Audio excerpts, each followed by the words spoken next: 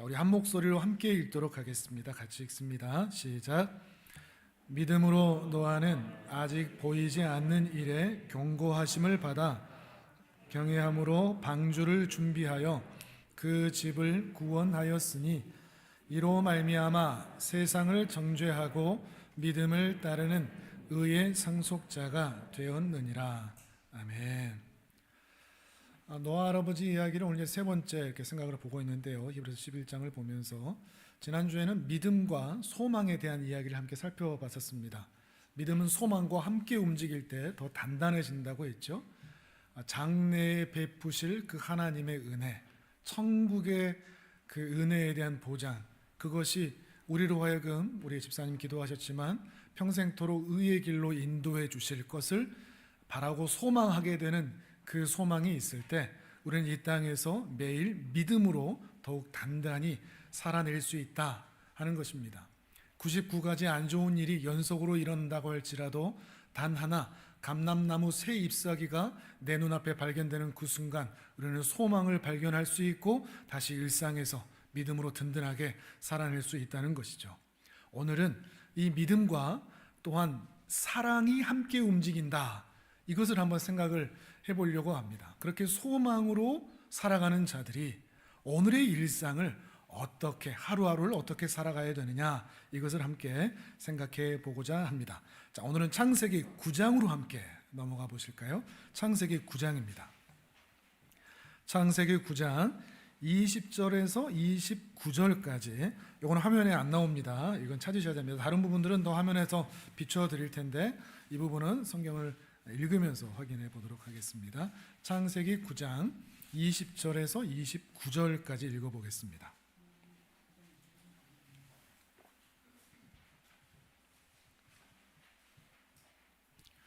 자, 같이 읽겠습니다. 20절에서 29절까지 같이 읽습니다. 시작. 노아가 농사를 시작하여 포도나무를 심었더니 포도주를 마시고 취하여 그 장막 안에서 벌거벗은지라. 가나안의 아버지 함이 그의 아버지의 하체를 보고 밖으로 나가서 그의 두 형제에게 알림해 셈과 야벳이 옷을 가져다가 자기들의 어깨에 메고 뒷걸음쳐 들어가서 그들의 아버지의 하체를 덮었으며 그들이 얼굴을 돌이키고 그들의 아버지의 하체를 보지 아니하였더라. 노아가 술이 깨어 그의 작은 아들이 자기에게 행한 일을 알고 이에 이르되 가나안은 저주를 받아 그의 형제의 종들의 종이 되기를 원하노라 하고 또 이르되 셈의 하나님 여호와를 찬송하리로다. 가나안은 셈의 종이 되고 하나님이 야벳을 창대하게 하사 셈의 장막에 거하게 하시고 가나안은 그의 종이 되게 하시기를 원하노라 하였더라. 홍수 후에 노아가 350년을 살았고 그의 나이가 950세가 되어 죽었더라. 아멘. 성경에서 좀 대하기 힘든 부분이 몇 장면이 있죠. 오늘 장면이 그 중에 하나인데요. 노아 할아버지가 술에 취하여 벌거벗은 장면입니다. 이 부분이 어떻게 또 사랑과 연결되는가 또 의문스럽기도 할 텐데요. 노아 할아버지가 어느 날 잔뜩 술에 취했습니다. 그것도 자기의 옷을 다 벗어서 벌거벗을 정도로, 거기다가 자기 아들들에게 시험거리가 될 정도로, 결국 둘째 아들 함은 이 일로 말미암아 저주의 자리로, 은혜에서 멀어지게 되는 그 자리로 내려가고 마는 부끄럽고 수치스러운 그런 장면, 사건이라고 할 수가 있겠습니다. 지금까지 노아 할아버지가 그래도 당대의 의인이고 이 어마어마한 홍수를 지나온 그런 믿음의 사람, 소망의 사람이라고 했는데 굉장히 조금 실망스러운 모습이기도 하고 설교하기도 좀 민망하고 또 설교 듣기도 민망한 그런 본문이 아닐까 싶습니다. 그런데 왜 모세가 이 창세기를 기록할 때 이 부분을 삭제해도 될 텐데, 숨겨도 될 텐데 왜 그대로 기록했을까요? 성경의 의미를 우리가 다시 한번 생각해 볼 필요가 있는데요. 성경은 그저 교훈을 위한 책이 아니기 때문입니다. 깨달음을 주려고 주는 책이 아닙니다. 또는 기독교는 미화하는 책도 아니고 신비롭게 보이려고 치장하는 그런 신화도 아닙니다. 있는 그대로, 사실 그대로, 부끄럽고 민망한 일이라고 할지라도 그대로 기록하면서 그러한 사건들을 통하여 하나님은 어떤 분이신가, 그리고 그에 반하여, 하나님에 반하여 인간은 어떤 존재인가, 인간과 세상은 왜 이 모양이 되었는가, 이 타락과 이 참상의 이유가 무엇인가, 여기에서 구원을 얻을 수 있는 길은 대체 무엇인가 하는 것을 그 사건들마다 담고 있기 때문에 때로는 승리와 아름다움과 탁월함의 내용이 아닌 부끄러움과 민망함과 수치스러운 내용이라고 할지라도 여과하지 않고, 숨기지 않고, 삭제하지 않고 그대로 기록하고 있다는 것입니다. 9장의 처음부터 다시 한번 내용을 말씀을 드리면, 홍수 이후에 하나님께서 노아와 아담과 맺었던 언약을 다시 한번 확인하시고 맺는 장면이 나옵니다. 그러면서 다시는 물로 심판하지 않을 것이라 그러면서 무지개를 띄워주시죠. 그래서 노아와의 언약을 무지개 언약 이렇게 말하기도 합니다. 그리고 땅이 회복되었다는 것을 증명이나 하듯이 농사를 시작합니다. 그리고 그 땅이 잘 회복되었다는 듯이 포도를 심는데 그 포도의 농사가 아주 잘 되었습니다. 그리고 그 포도가 맺혔는데 그것을 또 술로 이렇게 담궜습니다. 여기까지는 그다지 문제가 없습니다. 근데 문제는 그 뒤에 뭐냐? 취하고 벌거벗기까지 했다는 것이 문제가 됩니다. 단순히 술에 취했다, 술을 마셨다, 이게 문제가 아니라 그러한 행동 이면에, 내면에 담겨 있는 의미들, 그것을 더 볼 필요가 있다는 것이죠. 무슨 말인가 하면 하나님께서는 이 땅에 회복을 주셨습니다. 은혜를 다시 주셨죠. 그래서 땅을 회복해 주셨습니다. 그래서 노아의 가족들이 풍성한 수확을 얻게끔 하셨습니다. 하나님의 은혜가 이 땅에 충만하다 하는 것을 그렇게 농사를 통하여 보여주시는 것이죠. 그러나 노아는 그 풍성한 은혜를 보존하고 간직하고 누리고 흘려보낸 것이 아니라 술 취함과 방탕함으로 낭비하였다는 것을, 또한 거기에다가 벌거벗음으로 인하여 다른 사람을 시험에 들게 했다 하는 것으로 문제가 나타난다는 것입니다. 특히 이 성경에서 벌거벗었다라는 이 표현은 그저 옷이 나체가 되었다, 민낯이다 이런 의미로만 쓰이지 않고 은혜의 상태가 아닌 죄의 상태에 있다는 것을 표현할 때가 훨씬 더 많습니다. 아담과 하와가 죄를 짓자마자 숨었죠. 왜 숨었느냐? 그러니까 우리가 벌거벗었으므로 숨었나이다 라고 얘기를 하는 그 모습이 나타나죠. 그저 육체적으로 벌거벗어서 숨은 것이 아니라, 그 민낯이 보여서 숨은 것이 아니라 하나님의 영광, 우리가 창세기를 볼 때도 그 말씀을 드렸는데 하나님께서 입혀주신 그 영광스러운 하나님의 형상이 깨어져 버린 것을 자기 자신들이 눈이 밝아져 확인하게 된 것입니다.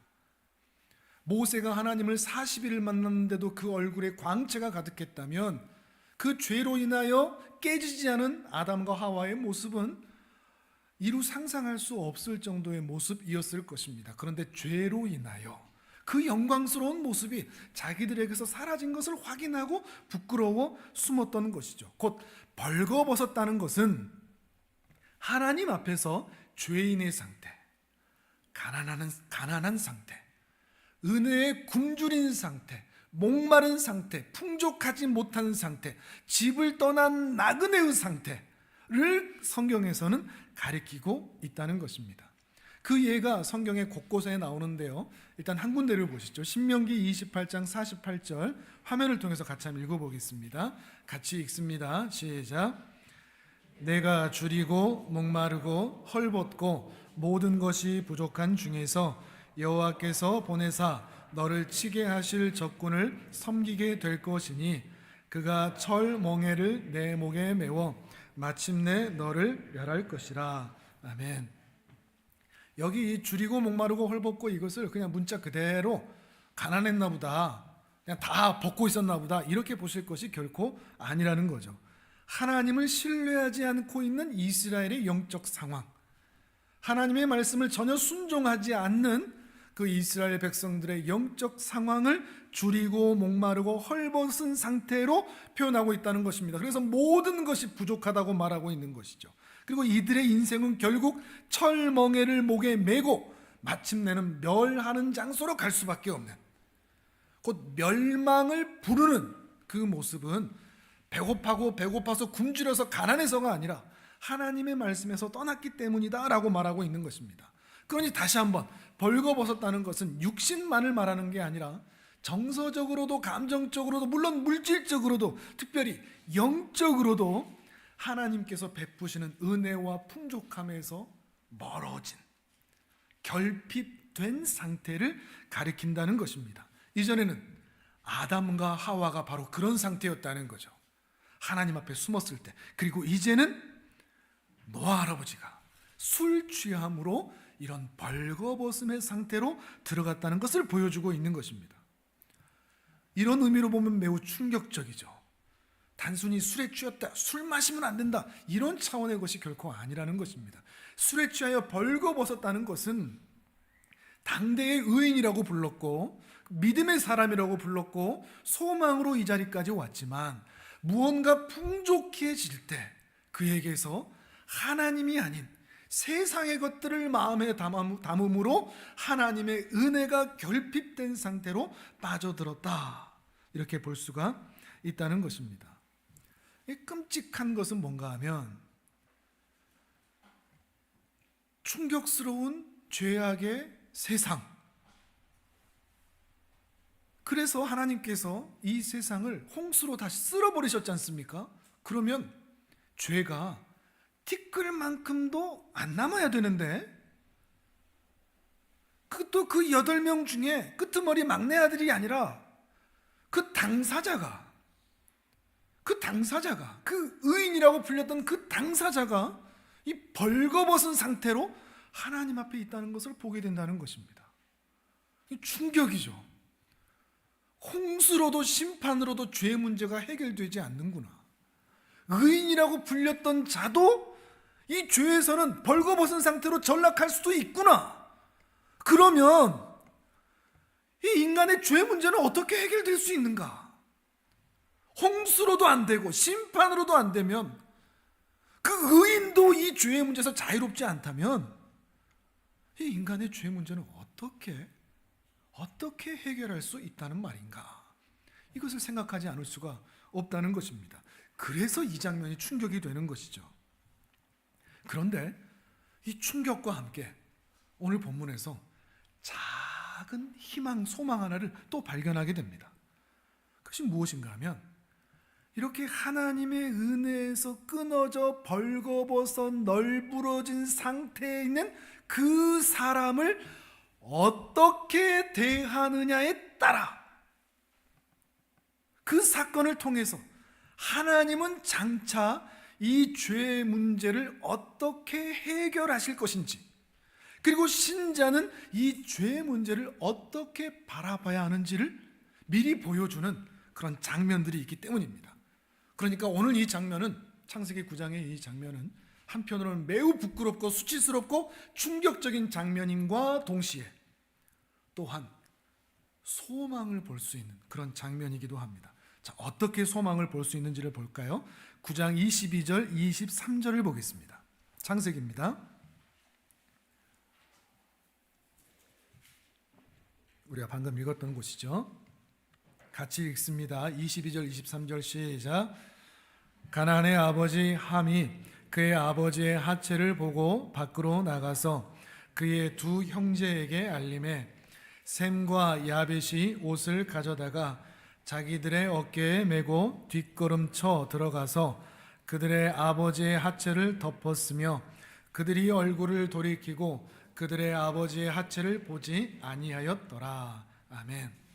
창세기를 강의할 때 이 장면도 이렇게 말씀을 드렸었는데요, 자, 둘째 아들 함의 반응을 우리가 어떻게 봐야 될까요? 이 행동을 우리가 어떻게 생각해야 될까요? 어떻게 보면 큰 의미 없이 한 행동일 수 있거든요. 보잘것없는 작은 사소한 일상적인 행동이라고 할 수 있다는 거죠. 크게 의미를 안 두고 그냥 어머 부끄럽다 그러면서 그냥 밖에 나가서 뭐 이랬을 수도 있단 말이죠. 그런데 이 일상의 작은 행동을 통해서 그 내면을 들여다볼 수가 있습니다. 어떻죠? 술에 취하여 가난하여 굶주려 목말라 널브러져 있는 이 인생에 대하여 가련히 여기는 마음이 전혀 발동이 되지를 않습니다. 오히려 그 수치와 부끄러움을 다른 사람에게 드러내고 있죠. 이 일상의 작은 행동을 통해서 그 함의 내면에 자리 잡고 있는, 뿌리 내리고 있는 다른 이를 향하여 가지고 있는 이 작은 행동을 통해서 함 내면에 있는 그 죄악된 부패한 성품, 그 마음, 이것을 확인해 볼 수 있다는 것입니다. 반대로 셈과 야벳은 어떻죠? 그냥 아버지를 덮었다 정도가 아니라 그 일상의 작은 행동들을 통해서 어떻게 보면 또 의미 없이 할 수 있는 작은 소자에게 하는 작은 행동 같은 그 일들을 통해서 이들을 통해서 볼 수 있는 내면의 마음은 뭐죠? 벌거벗은 인생을 불쌍히 여기는구나 이죠.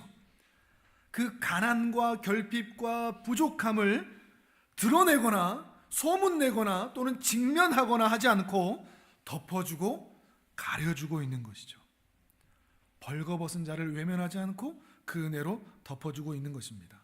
마치 아담과 하와에게 가죽옷을 지어주셨던 하나님처럼, 강도 만난 자를 외면하지 않았던 선한 사마리아인처럼 작은 도움이고 별것 아닌 일상의 사소한 행동처럼 보이지만 지금 이들은, 셈과 야벳은 하나님을 닮은 자로, 특별히 가난하고 벌거벗은 자를 향하여 하나님을 닮은 자로 서 있다는 것입니다. 그리고 이들의 작은 행동, 그 일상의 작은 행동, 그 차이가 운명을 극명하게 갈립니다. 매우 의미 있게 볼 필요가 있습니다. 바로 뒤이어서 25절을 볼까요? 25절을 읽습니다. 시작. 이에 이르되 가나안은 저주를 받아 그의 형제의 종들의 종이 되기를 원하노라 하고. 아멘. 갑자기 가나안이 등장하죠. 가나안이 누구죠? 함의 아들입니다.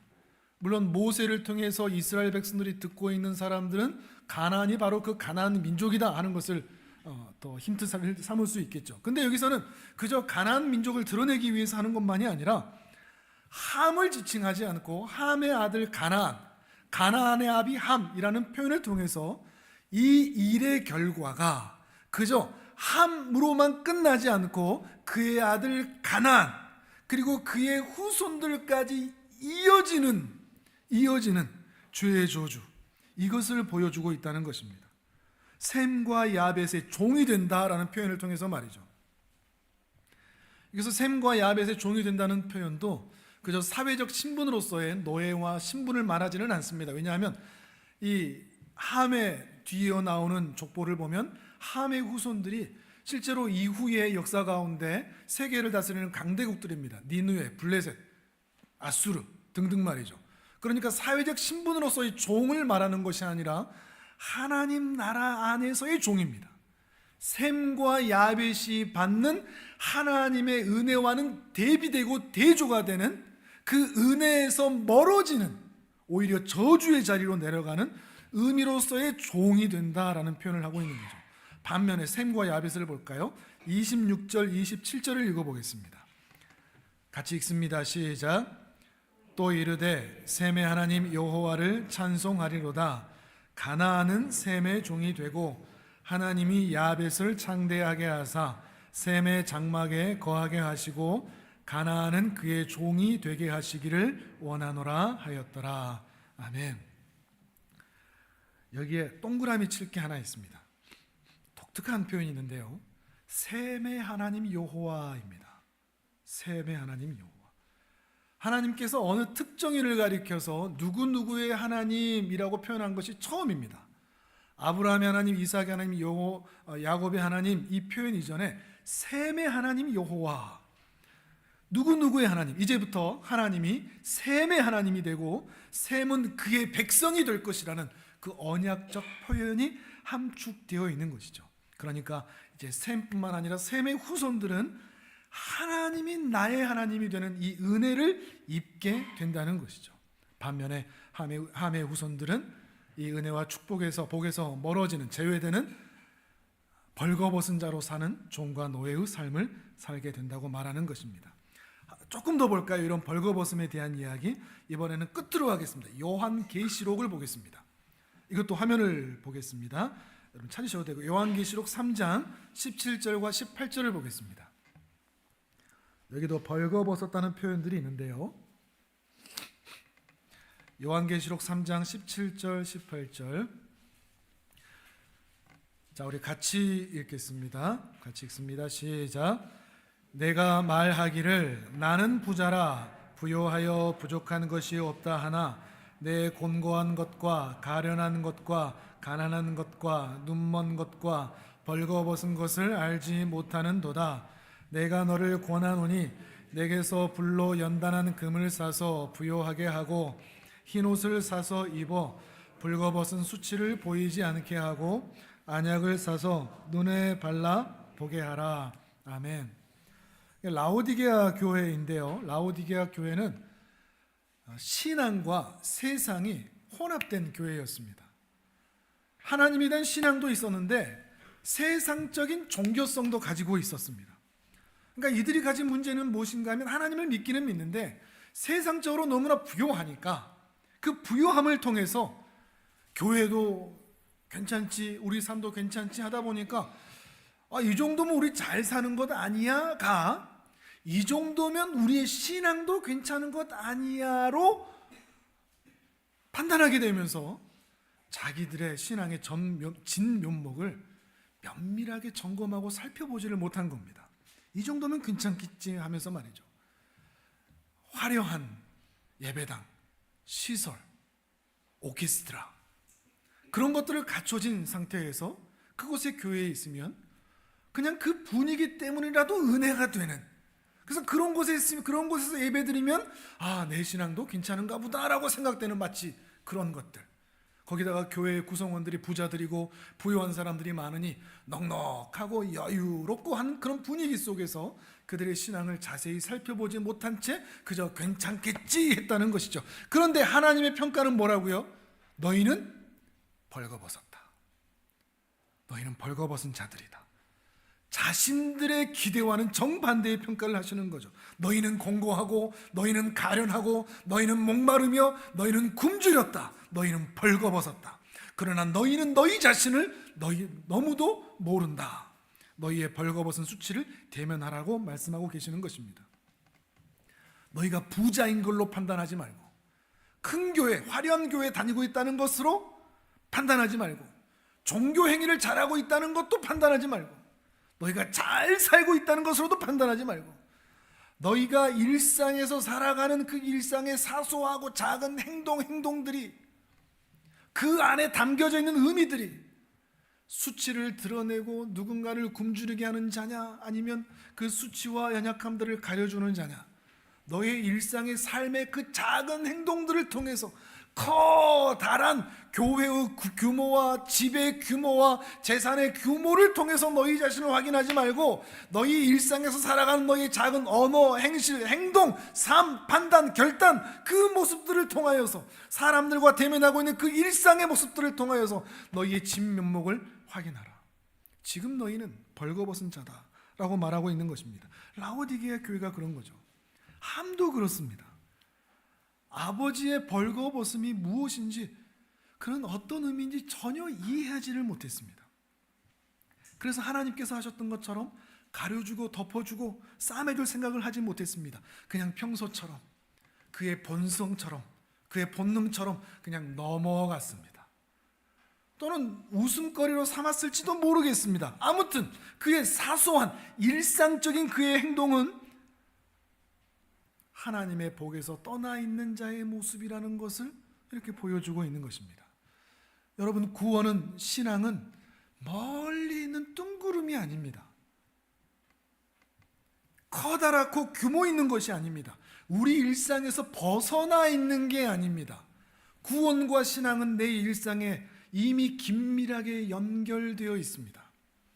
구원은 내가 교회 다니고 예배 드리고 있다는 것으로 확인하지 않습니다. 대단한 업적들과 성취가 있다고 나의 구원이 확보되는 것도 아닙니다. 내가 살아가는 나의 일상, 주일날 예배당에서의 모습이 아니라 내가 일상에서 월요일부터 토요일까지 살아가는 그 일상의 모든 순간들에서 나타나는 나의 작은 사소한 행동들과 생각들과 표현들이 다른 사람들에게 또는 아무도 없는 곳에서 어떻게 나타나는가를 통해서 나의 진면목이 그 앞에서 드러나는 것입니다. 우리에게도 모르죠. 하나님께서 너의 벌거벗은 수치를 알라 말씀하실지도 모르죠. 하지만 셈과 야벳은 벌거벗은 아버지를 덮어주었습니다. 가려주었습니다. 근데 이게 얼마나 감사한 건가 하면 셈과 야벳이 한 거는 가려준 것뿐입니다. 덮어준 것뿐입니다. 고치려고 달라들지 않았습니다. 우리 아버지 알코올 중독 빠졌나 보다, 고쳐야 되겠다, 우리가 고쳐야 되나 보다가 아니라는 거죠. 해결해야 되겠다가 아닙니다. 그냥 가려주고 덮어주기만 했을 뿐입니다. 여러분, 우리에게도 원하는 것은, 하나님께서 원하시는 것은, 또한 우리가 살아갈 것은 누군가를 고쳐주고 해결해주는 정도까지 가려고 할 필요가 없습니다. 우리가 할 일은 뭐죠? 그냥 가려주고 덮어지는 일만 하면 됩니다. 누군가의 수치와 민낯이, 약점과 연약함들이 드러나면 그냥 한번 좀 못 본 척 해주는 겁니다. 얼굴을 돌려주는 겁니다. 그냥 숨겨주는 겁니다. 입을 닫아주는 겁니다. 말하지 않는 겁니다. 혼내지 않는 겁니다. 물론 모든 일에 그래서는 안 됩니다. 우리는 의의 길을 가야 될 사람들이기 때문에 분명히 잘못된 일들에 대해서는 그렇게 해야 될 일들이 있습니다. 그러나 우리 일상의 삶에서 나타나는 우리 주변의 일상의 삶의 모습들이 이렇게 나타나야 된다는 것입니다. 고치려고 달려들지 마십시오. 해결하려고 달려들지도 마십시오. 그냥 가려주시기만 하면 됩니다. 덮어주시기만 하면 됩니다. 얼굴을 돌려주고 기다려주시는 것, 그것이 하나님을 닮은 모습이라는 겁니다. 그것이 하나님이 원하시는 것이라는 거죠. 그리고 이러한 작은 행동이 하나님이 나의 하나님이 된 자의 모습입니다. 기가 막히지 않습니까? 하나님이 우리에게 저기 무슬림들처럼 뭐 몇 명 죽어야 된다 이런 거 안 주시고 그냥 가려줘라, 덮어줘라, 이걸로 충분하다 말하시는 것이 너무나 감사하지 않습니까? 왜냐하면 치료하고 해결하는 것은 하나님의 몫이기 때문입니다. 우리의 몫이 아니라 말이죠. 우리가 할 수 있는 일이 아닙니다. 근데 우리가 일상에서 만나는 문제는 뭔가 하면 고치려고 달려드는 게 문제입니다.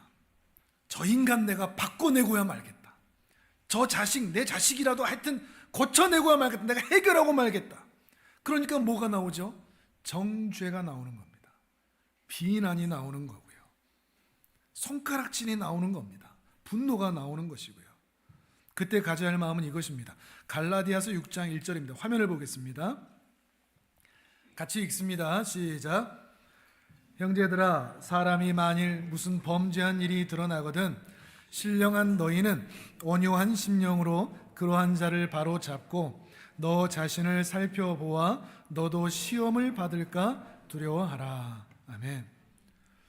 형제 중에 누군가에서 죄 짓는 모습을 보거든 고치려고 해결하려고 달려들지 말고 너희 자신에게도 그런 일이 일어날 수 있으니 너희 자신이나 잘 살펴라, 이런 말씀입니다.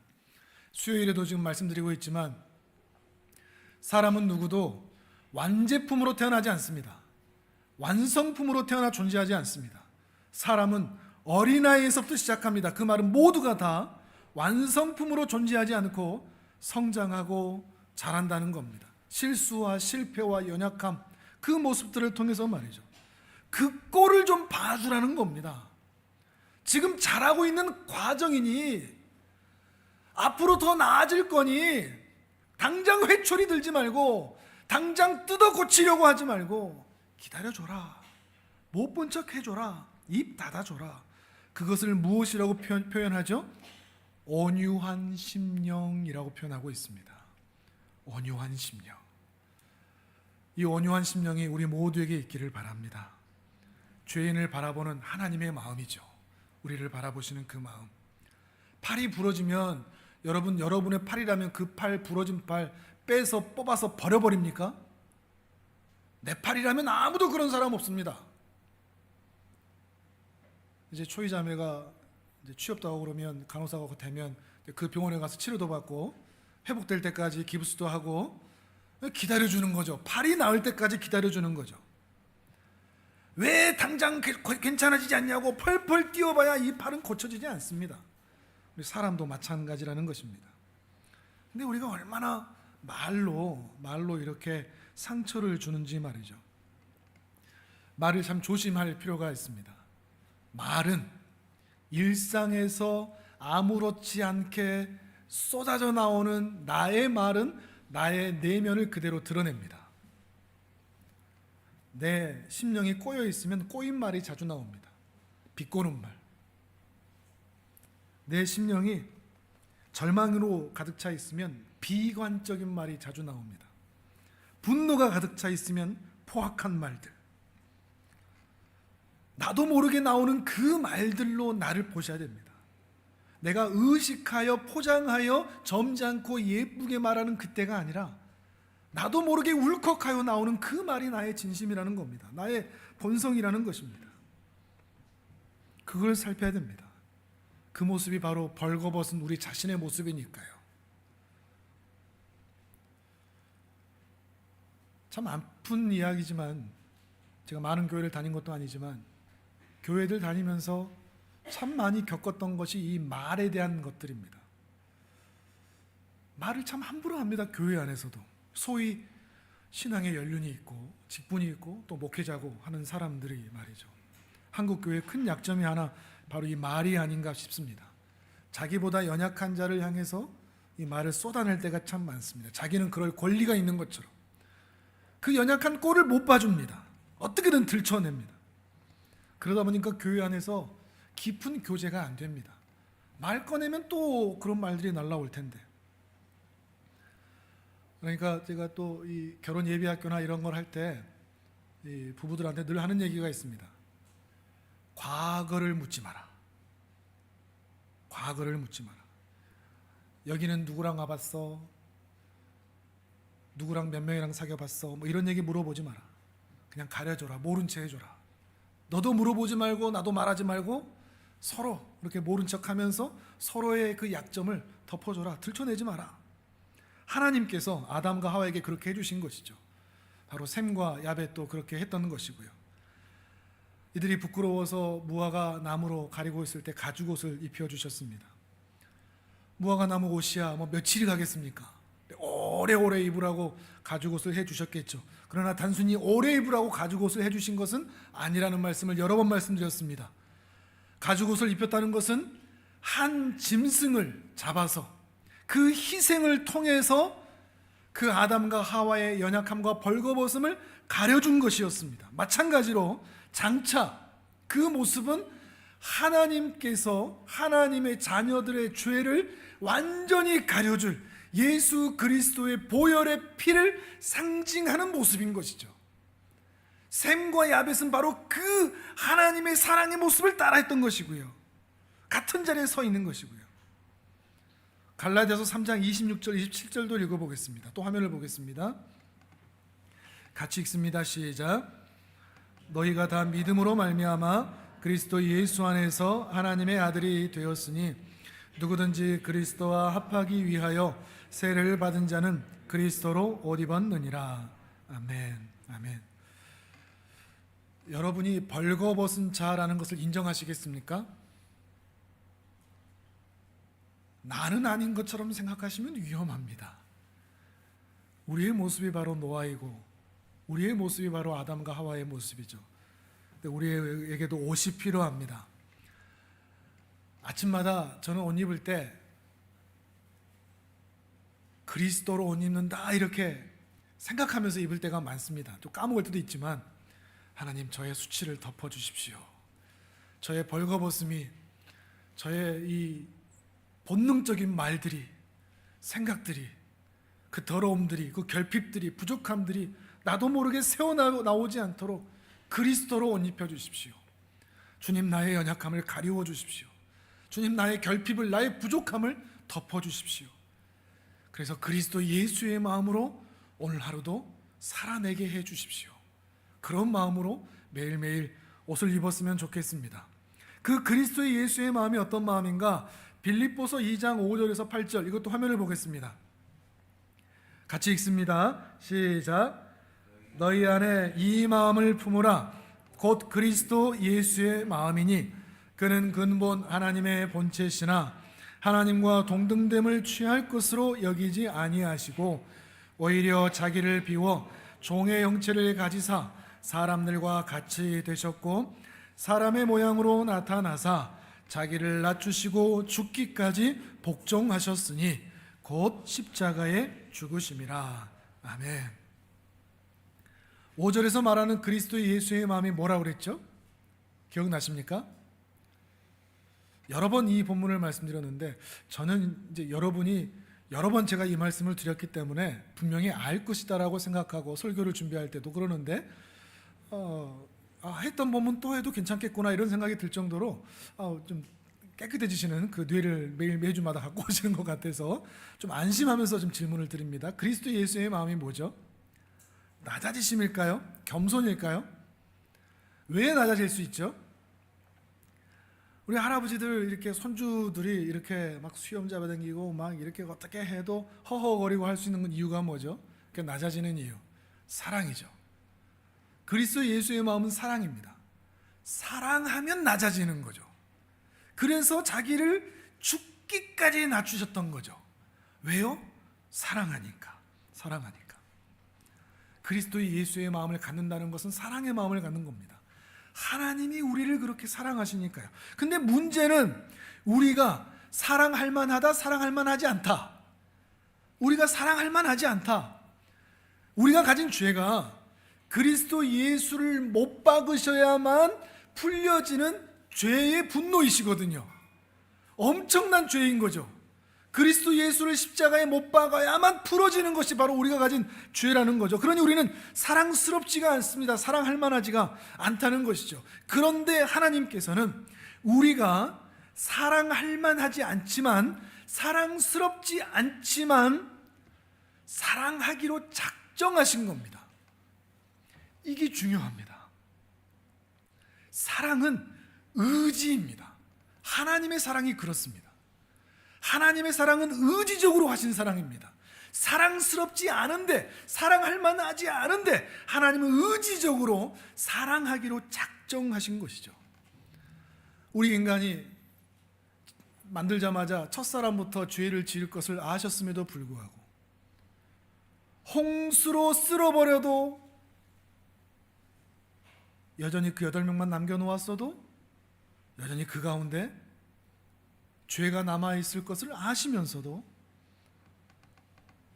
하나님은 죄인을 사랑스럽지 아니하나 사랑하기로 작정하시고 이 땅에 사람으로까지 오셔서 죽기까지 우리를 위하여 생명을 내어주신 것입니다. 이게 바로 우리가 가져야 할, 옷 입어야 할 마음입니다.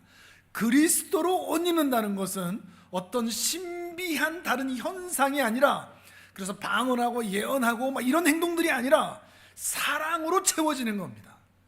사랑하는 겁니다. 어떻게 해요? 사랑스럽지 않을 때도 사랑하는 거, 사랑할 수 없는데도 사랑하는 거. 예수님은 그것을 어떻게 표현하셨죠? 원수도 사랑한다고 말씀하셨죠. 원수도. 그것이 이 땅에서의 빛이요 소금의 삶이라고 예수님께서 말씀하신 것입니다. 물론 잘 알죠. 근데 이게 어렵죠. 사랑스럽지 않은데 어떻게 사랑합니까? 말도 안 되죠. 어렵습니다. 안 되니까 우리 기도하지 않습니까?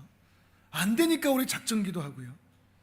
그런데 우리가 하나님의 은혜를 의지하고 예수 그리스도의 공로를 의지하고 성령님의 도우심을 의지한다면 할 수 없는 이 일도 해볼 수 있는 가능성들이 나타나지 않을까 우리 기대하게 됩니다. 그것을 위해서 실천적인 방안 두 가지를 여러분께 말씀드리겠습니다. 첫 번째, 사랑할 때, 잘 안 될 때 상대방의 입장이 되어주는 겁니다. 상대방의 입장이 되어보는 겁니다. 예수님이 우리에게 그렇게 해주셨던 것처럼 나도 그 사람의 처지, 그 힘든 상황을 알아봐 주는 겁니다. 그 사람의 입장이 되어보면 당장 사랑하기는 어렵지만 이해는 해볼 수 있습니다. 사랑은 어렵지만 이해는 해볼 수가 있습니다. 자녀의 입장이 되어보는 거죠. 우리도 그 과정 다 지나왔지 않습니까? 그 사춘기, 또 공부, 성적, 진로, 미래, 그 반항기 다 알지 않습니까? 그때 이놈 자식이 왜 이렇게 말을 안 들어가 아니라 아이고 얼마나 힘들까, 이 한마디로 달라지는 것이죠. 여성들도 그렇지 않습니까? 여성들의 갱년기, 사춘기보다 더하다 그러죠. 그럴 때 얼마나 힘들까. 성도 한 사람 한 사람들이 연약함 그리고 또 부족함을 보일 때 얼마나 힘들까, 얼마나 어려울까. 내가 볼 때 저 사람 별로 힘들 것 같지 않아도 그 사람이 지금 힘들다고 말하면 힘든 겁니다. 그걸 공감해 주자는 겁니다. 우리가 지금 다 더워도, 히터를 틀어놔서 다 더워도 난 추워요 그러면 그 사람 추운 겁니다. 우리 다 더운데 왜 당신은 추워? 그 사람이 춥다고 말하면 춥다고 이해해 주는 겁니다. 덥다고 설득시키려고 하지 말고 아 추워, 당신은 춥구나, 이해해 주는 겁니다. 그 사람의 처지가 되어주는 것.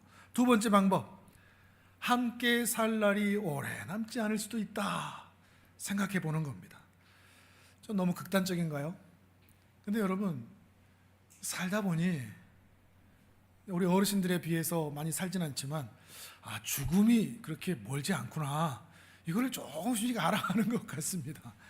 주변의 여러 사고와 질병과 또 수술과 이런 것들을 볼 때 갑작스럽게 찾아오기도 하구나, 이별과 헤어짐과 죽음이 우리에게서 그렇게 멀리 있는 것이 아니구나, 그런 일들을 당하고 나서야 아이고 있을 때 잘할 걸 그러지 말고 아직 기회가 있을 때 더 사랑으로 품어주는 겁니다. 이 두 가지만 해줘도 우리 그리스도로 옷 입을 수 있습니다. 상대의 입장이 되어주고 이해하는 것, 그리고 우리에게 날이 그렇게 많지 않을 수 있다 생각하는 것. 그러면 여러분, 사랑하지는 못해도 이해는 해줄 수 있습니다. 그리고 이해하다 보면 어느새 사랑의 자리까지 가볼 수도 있는 겁니다. 그리고 그 사랑의 자리까지 가다 보면 요즘 시대에 참 희귀한 경건한 어른이 될 수가 있습니다. 여러분이 그 어른들이 되어주십시오. 나이와 상관없이 여러분이 있는 가정에서, 직장에서, 학교에서, 일터에서, 거리에서, 사회에서, 이 국가에서, 나라에서 어른이 되어주십시오. 그들의 처지를 이해해주는, 아이고 힘들구나, 괜찮아, 힘들어, 어려워, 힘내, 말 한마디 해줄 수 있는, 그리고 기다려줄 수 있는, 품어줄 수 있는, 가려줄 수 있는, 덮어줄 수 있는 그런 어른들이 되어주시면 좋겠습니다. 우리 교회에 그런 예수님 닮은 사람이 한 사람 한 사람 늘어난다면 우리 교회에 얼마나 따뜻한 곳 될까요? 지금도 그렇게 닮아가고 있는 분들이 여러분 계시다는 것 너무나 잘 알고 있습니다. 잘 알고 계십니다. 그런데 앞으로도 더 많이 늘었으면 좋겠습니다. 그래서 우리 교회에 오면 좀 마음이 풀려지는 곳, 하소연할 수 있는 곳, 기댈 수 있는 곳, 내 힘든 것을 말할 수 있는, 가려줄 수 있는, 돌아오고 싶은 그런 집 같은 곳.